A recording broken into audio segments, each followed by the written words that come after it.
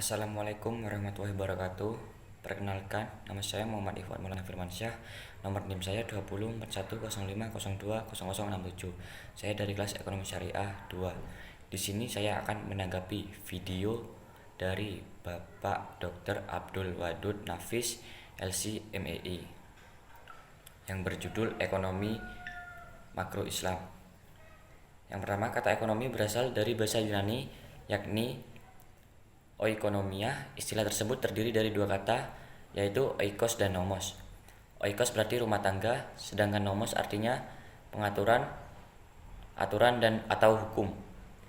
Pengertian mata kuliah ekonomi makro Islam adalah studi tentang analisa ekonomi yang bersifat menyeluruh, agregat, dan menitik beratkan pada analisis tentang faktor-faktor yang menentukan kegiatan ekonomi suatu negara serta mengkaji peran pemerintah dalam mengatasi segala permasalahan. 2. Menurut Adam Smith, ilmu ekonomi merupakan ilmu sistematis yang mempelajari tingkah laku manusia dalam usahanya untuk mengalokasikan sumber daya yang terbatas untuk mencapai tujuan tersebut. 3. Ekonomi deskriptif. Ilmu ekonomi deskriptif merupakan ilmu ekonomi yang menjelaskan gambaran fakta, data empiris tentang peristiwa ekonomi. Ekonomi terapan merupakan ilmu ekonomi yang sifatnya lebih praktis yang diterapkan pada beberapa masalah tertentu. Ilmu ekonomi terapan dikenal dengan istilah applied economics.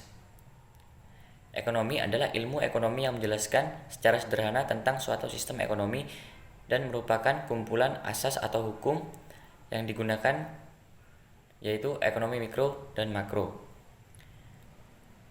4. Ekonomi mikro merupakan ilmu ekonomi yang mempelajari perilaku konsumen dan perusahaan, serta menentukan harga pasar dan kuantitas barang dan jasa.